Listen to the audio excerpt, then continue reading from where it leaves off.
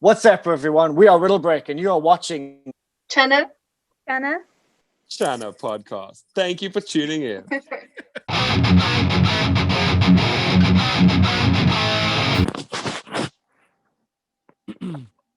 Hi everyone, welcome to another episode of my podcast. We have special guests today joining all the way from South Africa. We have members of Riddlebreak. Hi guys. Hi. Oh, Thank you for having us. Yeah, how's everyone doing? How's the situation in South Africa these days? weird. It's weird. Yeah, no, It is weird. it's very weird. So we've been in kind of an extended lockdown for a while, but we're still allowed to go to work and see people, but in very small groups. And yeah, like no alcohol. There was a cigarette ban for a long time. Yeah, so and then events get cancelled, like they get banned and then they're unbanned again. So yeah, it's been a bit of a tricky situation this year. Right. Yeah, Yeah. and it's been a weird year, right? 2020, and I don't know what will happen exactly in 2021 because I've been in a lockdown for like Yeah. nine months now. So Wow. Yeah, Thursday was our day 300 of lockdown. wow. So crazy. Yeah. So when did you guys Quite last ridiculous. when did you guys were able to perform live last time? Towards the I end of think- last year, we had a Yeah. show. It was like September, October. No, actually it was December, but it was a very Yeah. So here we allowed, I think, 50 people in the venue. Right. Yeah, so it was a very small show, like very social distanced. Everyone had to wear masks and stuff like that. But yeah, like last year we only had about three live shows or 4 live shows, and all of them were the same, like very small, very controlled measures. Right. Yeah. So can you introduce yourself and tell what you do in the band? Sure. Cool. I'm Roushan. I'm the bassist. I am Jade, and I'm the vocalist. I'm Gordon. I play drums and make a fool of myself most of the time. I'm Laura. Oh no. Hey, we have a I think Laura. you cut out there. Yeah, Laura, we cannot hear you. Can you increase your volume?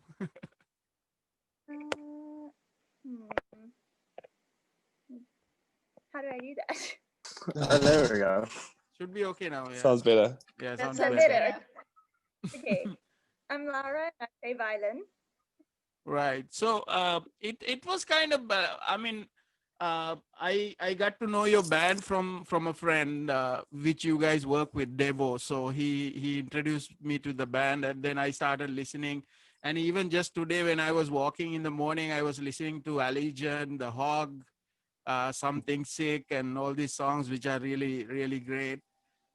Before we talk about the Riddle Break, can you guys tell me a little bit about yourself, like your childhood and then your earliest memory, like in music? Sure. You go first, Gord. Okay, cool.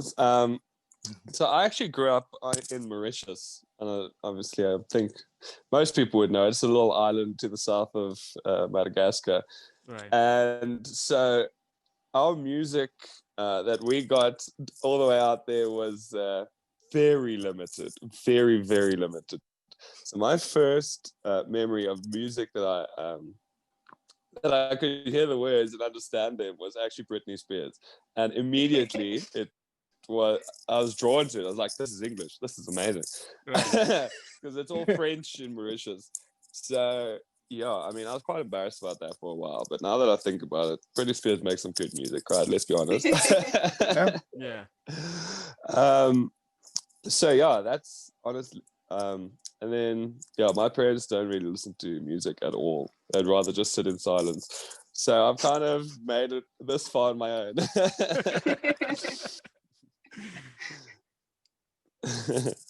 Jade? I'm not nowhere near as interesting as Gordon's childhood. Local kid, born in part of Johannesburg called Yeoville, which is now a terrible part of Johannesburg to be in. Moved to a little town called Centurion. My earliest memory of music was, I think, also my grandmother bought me a Britney Spears CD. So Gordon's not alone there. And then when I really fell in love with music, I was on a school camp, and the kid sleeping in the bunk under mine was listening to System of a Down on his speakerphone, and it was the coolest thing I'd ever heard. Right. And I think it just kind of took it from there. I also had a thing for rap for a while. I think one of my best memories is getting my mom to buy me a really bad Exhibit CD, and coming home one day and having like her give it to me. Like, you have no idea how hard it was to buy this. So that's just my story. Yeah, so I think I've always had music in my family. Like my grandfather played electric guitar, and my aunt is also, she plays piano and guitar. And I think as a kid, like we just had music always playing at home. So my earliest memories, I think, were my dad used to sing me Bob Dylan lullabies. And yeah, my mom as well. Like, and then we used to have Simon and Garfunkel playing in the room to like get us to go to sleep at night. But yeah, like it's also a very varied background, because like my mom was quite goth back in the day, and they were like very hard into the grunge scene. But now they're certainly like they love electronic music. So I think I've just been exposed to lots of different music my whole life. Right. How about you, Laura? Yeah, so I was also just born in Joburg, grew up here. My mom actually studied history of music at university, so she always played a lot of classical music in the house. Vivaldi was a big feature growing up, so that's why I was drawn to violin. Even in the womb, I was listening to Vivaldi. My memory, I think, so I have a brother and sister who are quite a bit older than me.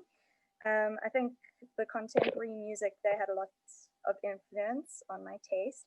My earliest memory is probably my brother had Fool's Garden, Lemon Tree, playing in his bedroom, and he had gone to the kitchen, so I snuck into his bedroom and started dancing. I think I was about 3 or 4. And I've always been very shy, so then I caught him and my older sister. He had called my older sister to come look because they thought that it was cute. Then I got shy and didn't dance again. But and in terms of violin, I think the reason why I decided to start playing violin was probably I went to Lord of the Dance when I was younger, about 6 years old. And the violinist there, I just thought was the coolest person ever. Probably low standards for cool, but still, that's probably what inspired me. Yeah, that's how I got into music. Right. Because they say the classical music is the heavy metal before they had electricity, right? Yeah, I like that. So, can you guys tell me a little bit about your favorite music and what sort of artists influence you on what you do in the band? Ooh, there's a lot. There's a hell of a lot. It's okay, we have time. Well, Periphery is probably my favorite band, like on the planet. But unfortunately, I can't say I'm influenced by them because I cannot sing like that, man. I do listen to a lot of metalcore, so Attila, All Shall Perish is probably one of the good ones. Black Dahlia Murder, Job for a Cowboy. Anything with brutal screaming in it kind of influences what I do in the band. So I kind of pick and choose ideas from everywhere and kind of meld it into my own thing. And yeah, no, I'm just a super metal fan. I also listen to everything else too, but most of the time I'll listen to metal. Right. So my first metal experience was Lamb of God. And when I got introduced to that, before that, anytime I'd heard metal, it was kind of, I hate to say it because people say it to me now, but it was kind of like noise. I couldn't hear what they were screaming. The guitars were just all over the place. But I found that Lamb of God, you could hear the lyrics. It was kind of in place. And it gelled with me. So from then, I decided Chris Adler just made me want to be a drummer. Right. And yeah, probably my first piece of equipment after sticks was a double pedal. And I just needed to go fast. I mean, which is difficult because your left foot is just retarded. But yeah, from there, my influences kind of broadened out a lot. Between also as a band, we've kind of like played with other bands that are just I've fallen in love with. Monuments is one of them. And there's probably a lot more I can't think of right now. But I've also got like huge love for dirty electronic music, trap, like trap rap, and it spreads out a lot from there. But yeah, that's how it started. Right. Yeah. I am big into progressive metal. My favorite band in the whole world is Tesseract at the moment. I even have Amos's signature tattooed on my wrist. So I'm a hardcore fan. But I think the other bands that influenced me, like the first band that introduced me to progressive metal was Tool. I think that was the first time I'd heard like the progressive style of music, and that just blew my mind. And I think since then, like it just sent me on this train of like, yeah, Tool, Tesseract, Monuments. Yeah, like there's just so many that have escaped my mind right now, but I think those two are the biggest ones for me. And yeah, like Amos Williams from Tesseract is a huge influence on my playing. I mean, I wish one day that I can be as good as him. But yeah, just like the style, I love the slapping and the time signatures and all of that. It's like really, yeah, it's really intriguing. Right. Yeah, and my music taste is a little bit all over the place. Very much depends. Sometimes still listen to classical, especially if I'm studying. Sometimes just like instrumental, like contemporary instrumental pieces are really pretty. I really like the alternate rock phase, so I know it's sort of over now, but like Red Hot Chili Peppers, Foo Fighters, I always enjoyed growing up, and they're quite nostalgic for me, so I really enjoy listening to them still. In terms of metal, I'm a bit of a newbie. My older sister did listen to it, get me into it, and I love playing with the band and all of the bands that we get to watch being on shows and everything, or in shows and everything. I really enjoyed Periphery when we played with them. Monuments are great as well, so I'm still learning, but yeah. Yeah, so those bands that you mentioned are some of my favorite bands also. So I think I've seen Periphery twice or three times, I think, and then also Lamb of God. So Gordon, what's your thoughts what were you feeling when Chris Adler announced that he's leaving Lamb of God? I was pretty mortified. It's one of those things in your mind that you just feel is impossible. It's just, he's gone and cheated. Exactly. We choose to ignore some of the facts, and that's one of them. Yeah. And then yeah, I mean, that was quite sad. Yeah, and then but the album he did with Megadeth is really awesome. The Dystopia album that he did after leaving. I know he did that just before leaving that, right? I think he recorded it prior to leaving Lamb of God.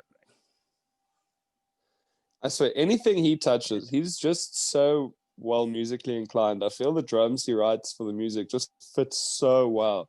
It's always like musical and part of the song. It's never like too flashy, although pretty flashy most of the time. But it's very good. I love it. Yeah.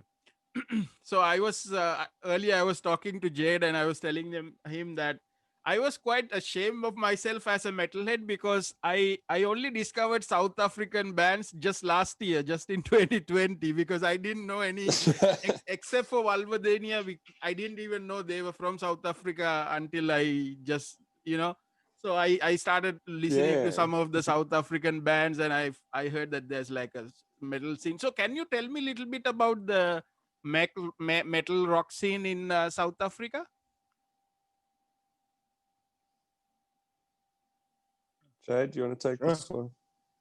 Me, okay. It's not a massive scene. Everyone kind of knows everyone in it, but we're very proud of our music scene. We all support each other. There's so many great bands that have existed for a long time, and even recently, there's been a lot of good bands that have just appeared out of nowhere. I think our biggest challenge is trying to get the rest of the world. Like you said, you only discovered that we had bands last year. So our biggest challenge is trying to get the rest of the world to actually see we have a scene like this, because it's relatively small. Yet for some reason, when we have international bands here, people we've never seen before just kind of appear out of nowhere. But it's a very good scene. We all support each other. We all love each other. Like I said, everyone knows each other. So when you go to gigs, it's like going to a friend's place, because it's always just such a good vibe and feeling.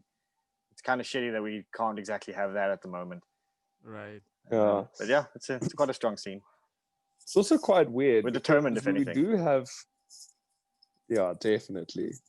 We do have a small scene, but if you think about all the bands we've got to see live in South Africa, it's mind-blowing. Like, I've seen Lamb of God, Enter Shikari, and I mean, it's a very long list. It's a very long Yeah, list. Black Dahlia Murder bands. last year. Yeah. Right. Yeah, Tesseract, Monuments, 36 Crazy Fists, Intervals. Like, I think, like, we actually tried to make a list the one time. Julian wrote down, like, I think it was 50 international bands that have come to South Africa that we've managed to see. Right. It's yeah, so it's a small, tightly knit scene, but we do get a lot of big bands from overseas, which is quite magical, I think. Right. I mean, I think in South, like the African continent, very few countries that bands actually go to. I think South Africa is like maybe probably the only one, right? Yeah, I think so. Pretty much. Yeah. So before joining the Riddlebreak, so did you guys played in other bands, other projects before that? No, I only joined the band when I was like 17, so I had never even like thought of but like I always wanted to be in a band, and I just happened to go to my first metal gig, and that's where I met the other guitarist, and that's when I joined the band. But yeah, before Riddlebreak, I like did nothing really. I sang in school. That's about it. Right. Yeah, like for me, I had a band with my sister and our neighbor down the road, and we had a little band called Forbidden Oddity. But I think the most we played was like people's birthday parties and like school shows and stuff. So yeah, like Riddlebreak was my first big band that I was in. Yeah, I think we were all pretty young. I think everybody when we else, yeah, started. Riddlebreak's like, yeah. I played in orchestras before. I played in 2 orchestras. And since I've joined Riddlebreak, I've also started playing in a violin duo with one of my friends.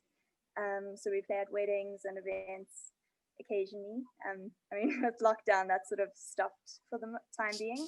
But yeah, in terms of the band, Riddlebreak's my only one. Right. So how did you guys all got together for Riddlebreak? So how it unfold? How everyone got together? So who was the first one who started the band? I think, well, so first it was Gareth, Russell, and Tony. Russell and Tony immigrated, so they obviously not with us anymore. But yeah, so and then from there they needed a bassist, and then I joined. And then I think It was me. I can't remember. Yeah, then it was Gordon. Tony left for Portugal, so then Gordon joined us. And then Jade was watching my sister's band, and then Jade was really good friends with my neighbor. I've known Jade since I was like 7. His mom was my grade 2 teacher. So, so Jade's been in my life a long time. And then he joined us, and then we had another guitarist named Neil. And then he left, and Julian came in to replace him. And then Laura's our newest addition. Right. So, what's the thoughts behind? It's very rare to see a violinist in a metal band, right? So, it's what's the thought process behind having a violinist? Julian, the one day in one of I think it's Something Sick. The one day he just came to, I'm trying to remember. No, he sent me the tabs for it, and he's like, "Yeah, I just added in a violin because I thought it sounded cool." And then from that moment, as soon as we decided we had to do that song, he was like, "We're gonna have to get someone to play a violin to actually do the piece he wrote," because that man writes it like he can write almost everything. It's kind of amazing.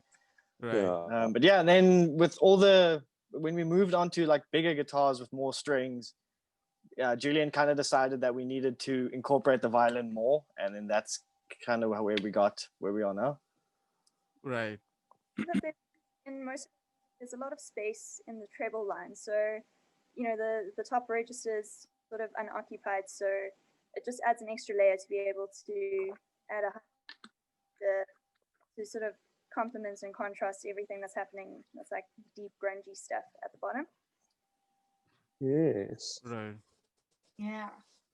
Plus, I like it because it also seems like it's unexpected. For when a lot of people who've never seen us live before, suddenly we get on the stage and there's a violin. It draws attention. So it does draw attention. It's a good thing to have. And it's like nice to draw in that, like you said earlier about the like metal is basically just electrified classical music. I think it also kind of connects those two together. Yeah. So, for example, Bridging the gap. if people didn't know who you were, and then if you guys got on stage, so like probably people would think like this is a band like the Course, or like the band Course from Ireland. Yes. You'll be singing some Wow, it's so Celtic pretty. punk rock music. Till the rest starts.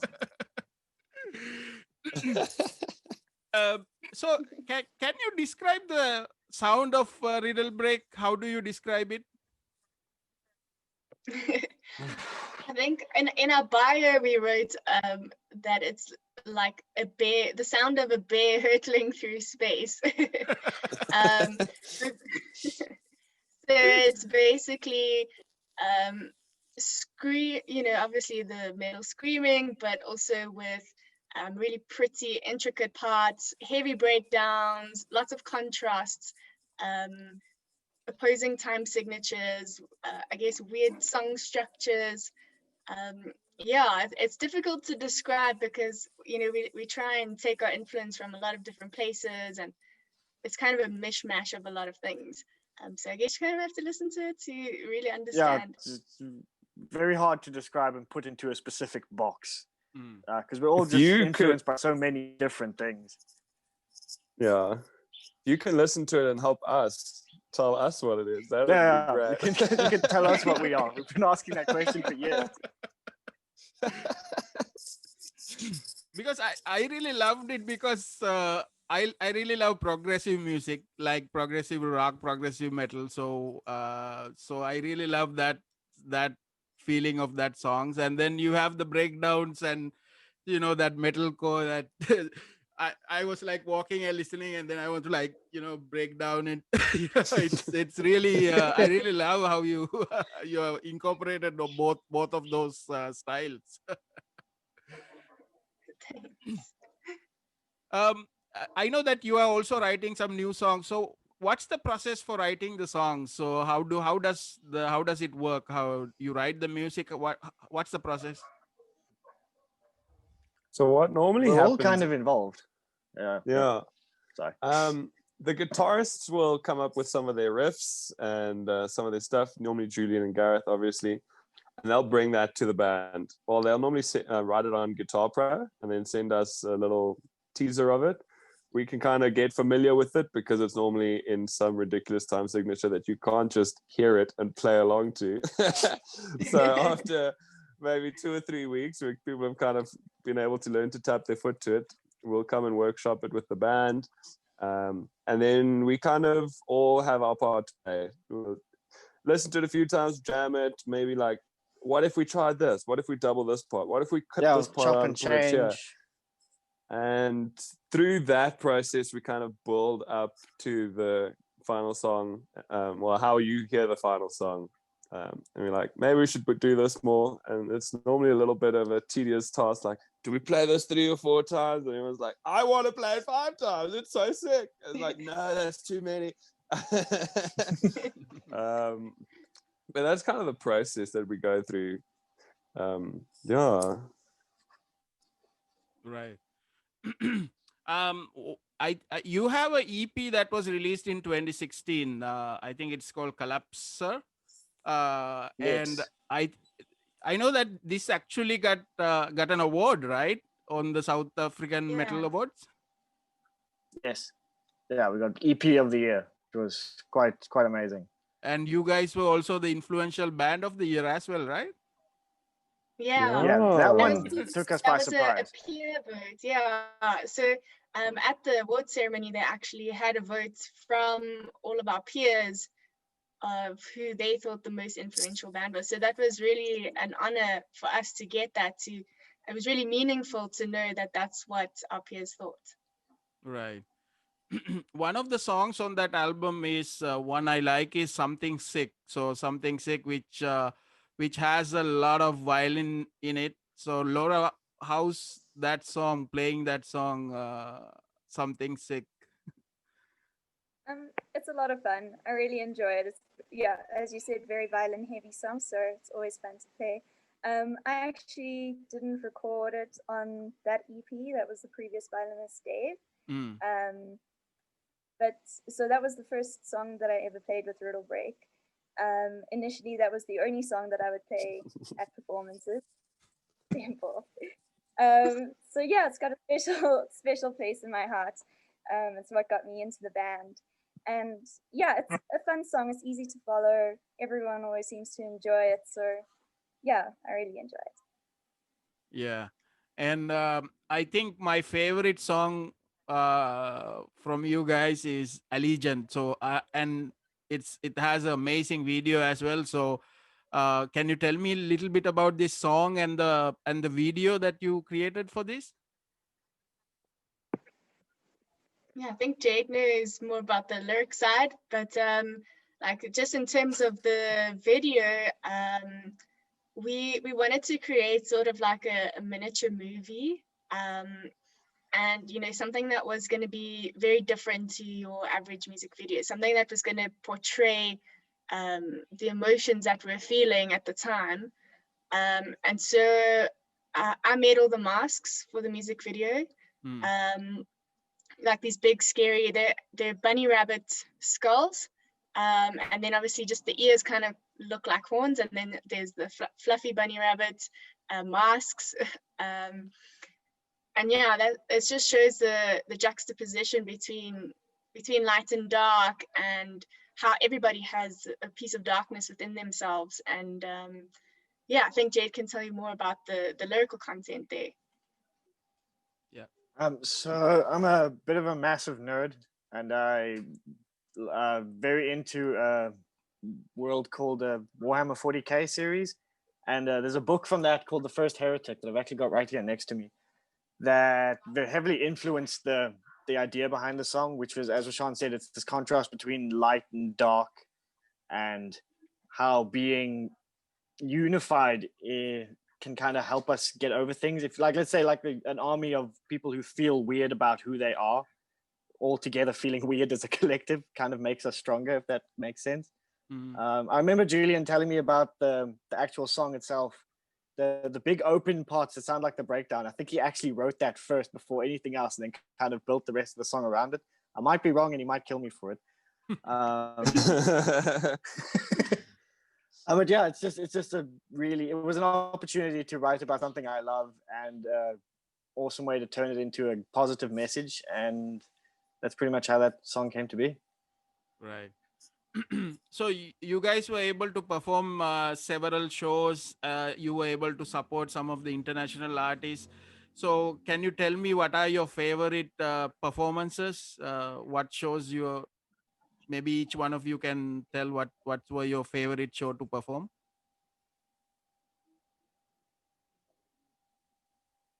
I think mine was Monuments. Like Monuments was just such an incredible performance, and the guys are really amazing. They came and hung out afterwards. Like we drank shots with Anupsastri, and yeah, they're just all around really amazing people. So I think that also added to the experience. Is like when you meet a band and they're as cool as what their music is, it just enhances the whole experience for you. And then yeah, I think also 36 Crazy Fists was pretty epic. We also opened for Attila. That was an absolutely insane show. That was like one of our dream bands to open for. Like Jade, I cried. that's one of Jade's just say it favorite right now. bands. So. Periphery was probably one of the best ones, and my favorite thing is because Spencer Sotelo, as soon as I met him, I was like a crazy 14-year-old teenager meeting Justin Bieber, Right. and I think I kind of scared him a little bit. And then once I'd like warmed up to him, I spoke to him and I showed him my Periphery tattoo, and the first thing he said to me is, "Oh, that's cool. I've also got a stupid tattoo." So it's probably my favorite story out of the whole experience. I think most of my favorite ones have been mentioned, but yeah, Monuments was incredible. I have never seen a band that is so incredibly all over the place, but so tight, and oh my god, that groove beyond me. And like Guru said, when you watch the band and they're really amazing musicians, and then you meet the people and they're really nice people also, it totally enhances the fact that they're incredible musicians. So yeah, chilling and hanging out with Anup Sastry was incredible. Like when he bought us shots, I literally phoned my friend who was at home. We video called him. We were like, "Look what you're missing out on," and he was so upset with us. But yeah, that was probably one of the stories I'll never forget. And Attila, oh my god, that is the heaviest shit ever. I love it. It was amazing to play there. Yeah. Well, sixth was great because their guitars bought our shirts. Awesome. Oh. Yeah. The guitars bought our Dan shirt and Miller, wore it on stage. Also such great people. I got to hang out with Dan Weller like for quite a long time, the night before and during that day, and like just such amazing people, like so down to earth. Yeah, so when he bought our shirts and wore it on stage, it was just a dream come true. Like, when do you ever see your favorite band get to wear? And they were like quite a big influence on us. Starting out as Riddlebreak, like I know Gareth took quite a lot of influence from them when he was writing some of our stuff.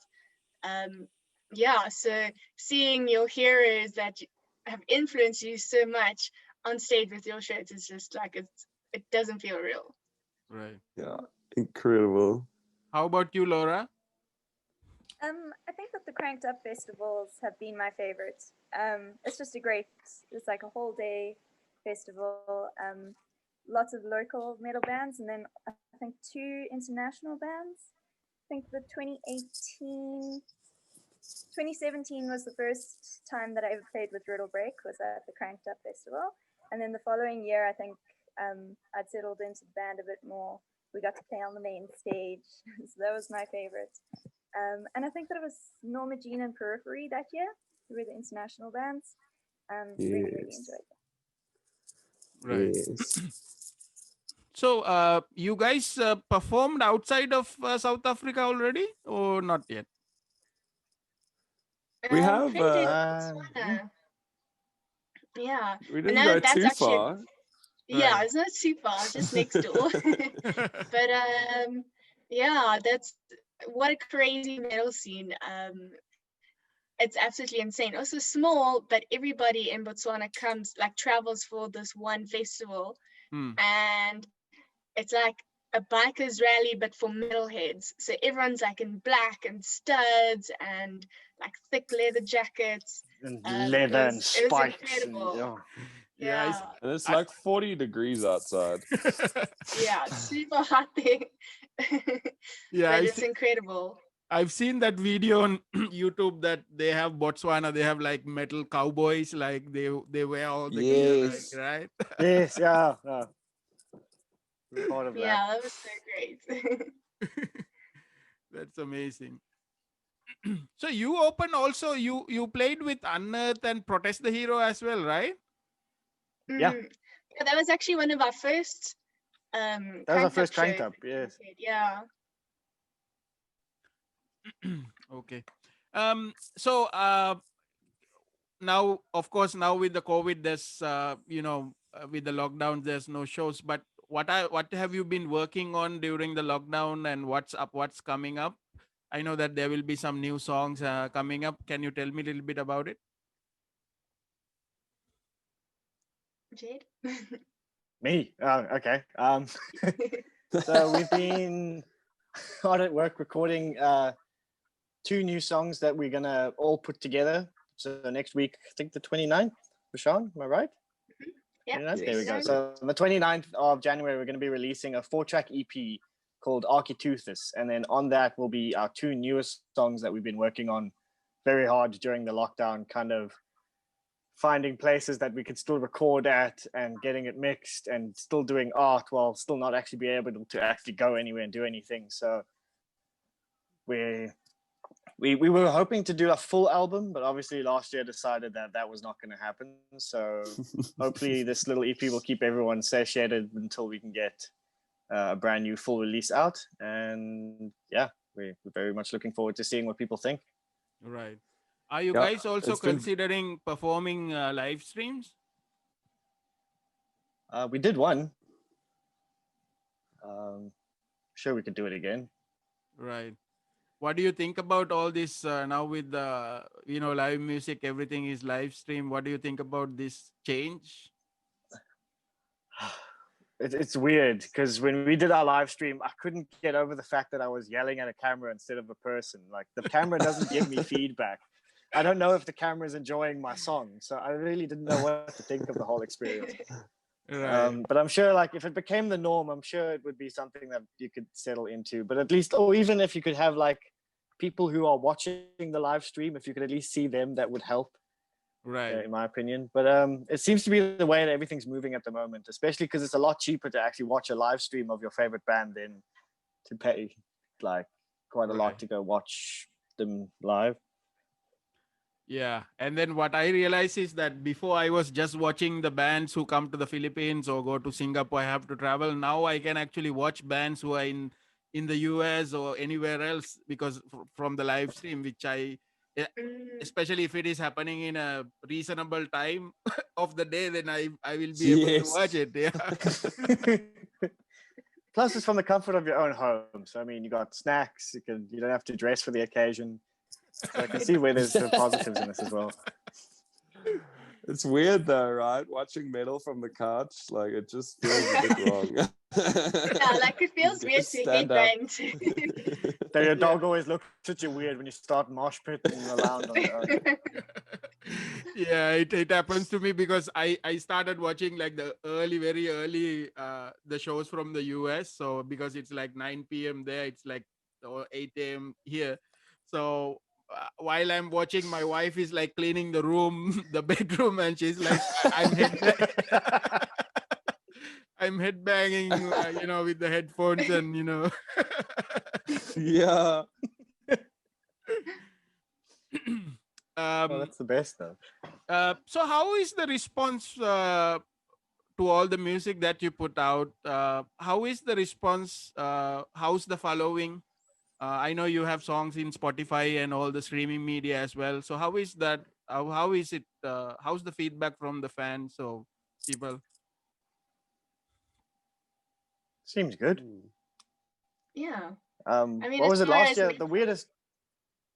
So just gonna say Yes. the weirdest thing out of last year with all the streaming stuff is we got our statistics, and apparently our biggest user like listening base is in the UAE for some strange reason.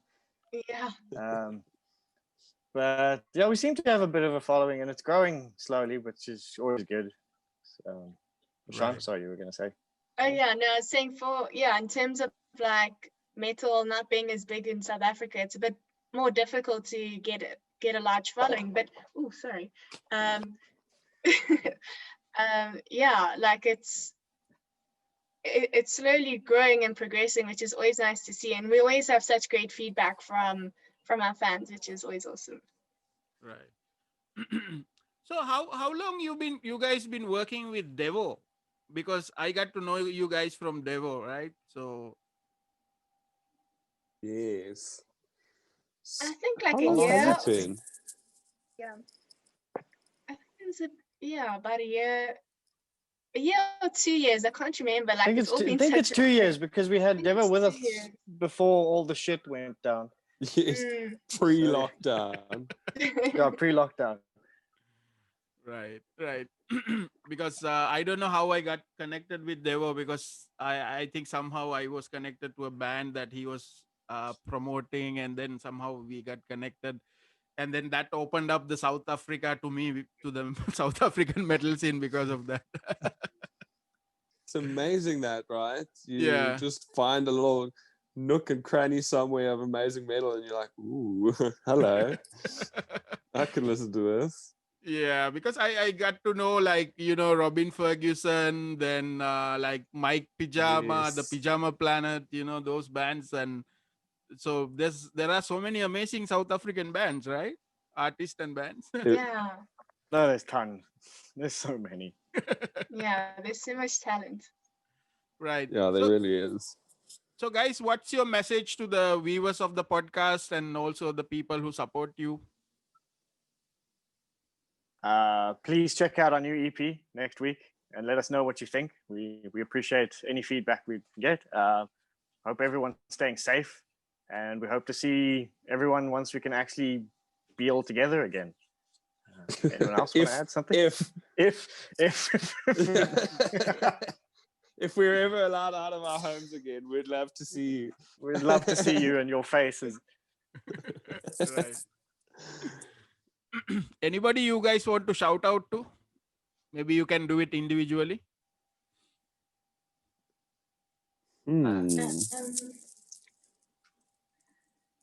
Yeah, I'd say just our fans and listeners at home.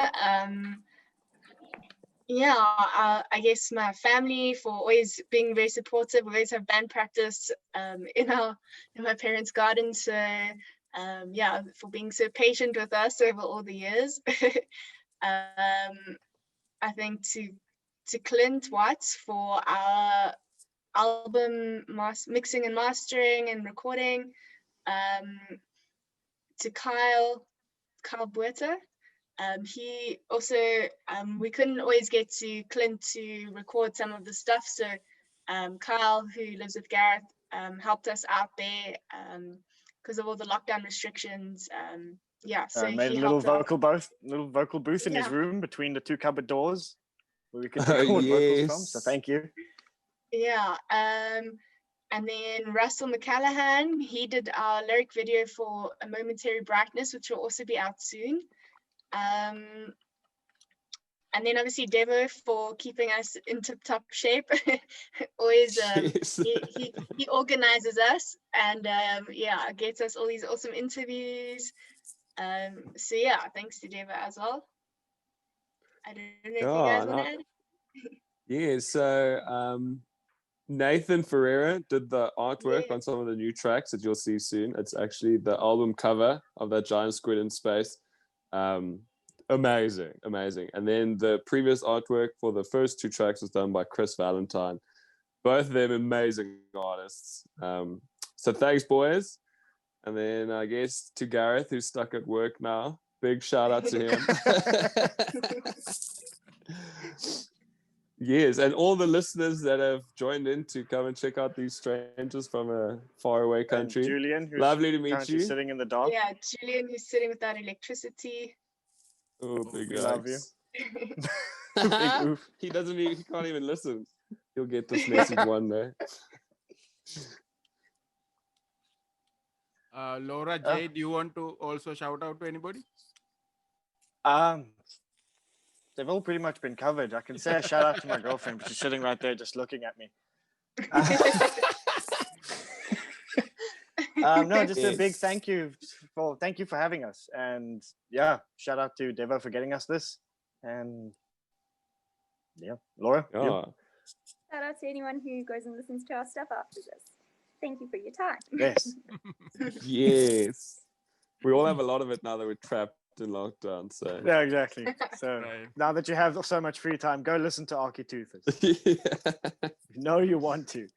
you got no excuses now. We know your schedule. Okay, so it was nice to talk to you guys. So I'm looking forward to the new music that will be coming on 29th January, right? So Yes. yeah, I've pre-saved that already, so I can